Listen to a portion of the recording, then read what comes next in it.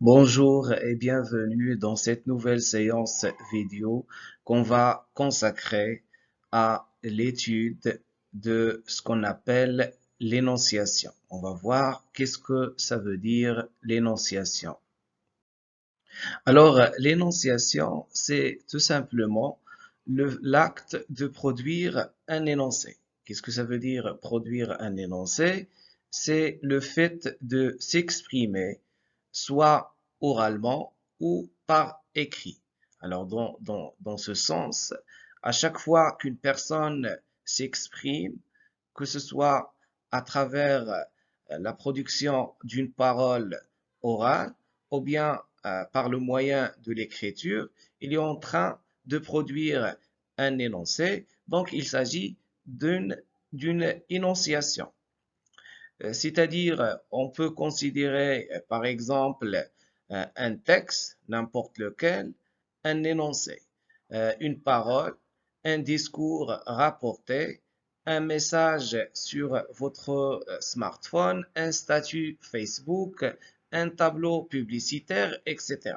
Dans chaque type de production ou bien de parole ou bien d'expression est une production d'un énoncé et du coup, il s'agit d'une énonciation.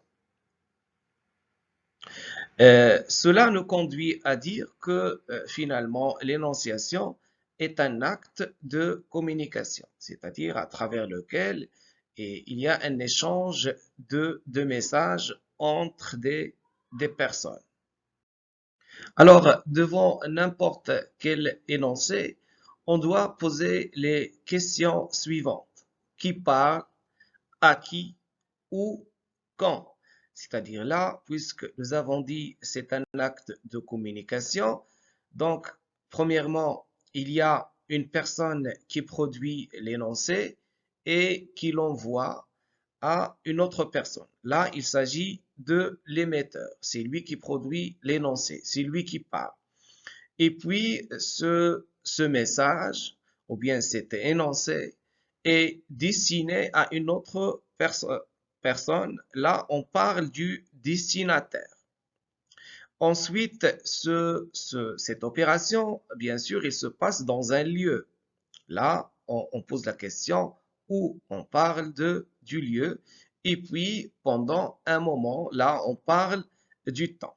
Alors là, ces quatre questions nous permettent de, d'avoir ce qu'on appelle la situation d'énonciation, c'est-à-dire l'émetteur, le destinataire, le lieu et le temps.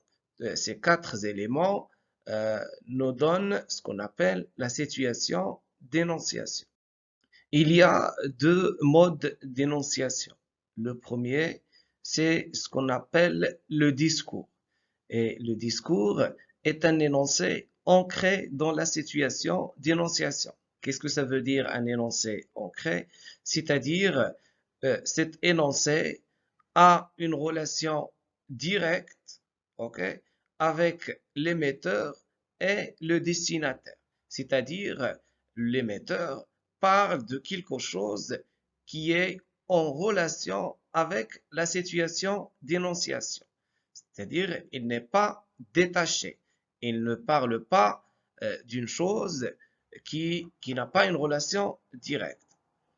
Et puis, il y a ce qu'on appelle le récit. C'est le deuxième mode d'énonciation. Et c'est un énoncé coupé de la situation d'énonciation, c'est-à-dire elle est détachée, ok, de la situation d'énonciation. Il n'a pas une relation directe avec l'émetteur et le récepteur et donc une relation directe avec la situation d'énonciation. Alors, les indices textuels par lesquels on peut identifier le premier type d'énonciation, à savoir le discours, premièrement, il y a les temps verbaux. Là, on parle du présent et qu'on appelle le présent de l'énonciation. Et puis, on trouve les pronoms personnels je, tu, nous, vous. Là, l'émetteur s'adresse directement à un destinataire. Donc, c'est un indice qui montre aussi que l'énoncé est ancré. Et puis, les possessifs ma, mon, ton, notre, etc. Et les indicateurs de temps, aujourd'hui, maintenant, demain, à ce moment, etc. Concernant les indices textuels, pour identifier le deuxième mode d'énonciation, qui est le récit, les temps verbaux, là, il y a l'emploi du passé simple et de l'imparfait et des temps verbaux du passé en général. C'est-à-dire là, automatiquement, lorsqu'un émetteur emploie les temps du passé, donc il parle de quelque chose qui est reculé, qui ne se passe pas au moment, ou bien qui n'a pas une relation avec le moment, ou bien la situation de l'énonciation. Et puis les pronoms personnels, la troisième personne du singulier et du pluriel, les possessifs, ça, son, leur, etc. Et puis les indicateurs de temps. Si pour le discours on dit aujourd'hui, pour le récit on dit ce jour-là, la veille, le lendemain, etc. Donc, on peut dire finalement que pour être capable de distinguer entre les deux types ou bien les deux modes d'énonciation, le discours et le récit, la première chose, la plus importante ou bien l'indice le plus clair, c'est les temps verbaux. S'il y a le présent de l'énonciation, c'est un énoncé ancré, donc c'est un discours, et dit qu'il y a une narration, donc il y a l'emploi des temps du récit, donc là automatiquement, comme l'indique son nom, il s'agit d'un récit. Regardons ces deux exemples. Comme vous pouvez le constater, pour le discours, qui est un énoncé ancré, il y a l'emploi du présent de la narration, le présent de l'énonciation, pardon, de, le verbe dormir, le verbe songer, sentir, promettre, etc. Trouver, ils sont conjugués au présent. Il y a l'emploi du je et du tu, et des indicateurs de temps, le soir, etc. Là, il faut signaler qu'il s'agit ici du narrateur adulte. Du narrateur adulte, là, c'est un discours puisqu'il s'agit du moment de l'énonciation. C'est le moment de l'écriture. Et puis, je t'emmène prendre un bain, je te promets un orange etc. Là, c'est un discours rapporté, c'est la mère de Sidi Mohammed qui est l'émetteur et il s'adresse à Sidi Mohammed qui est le destinataire.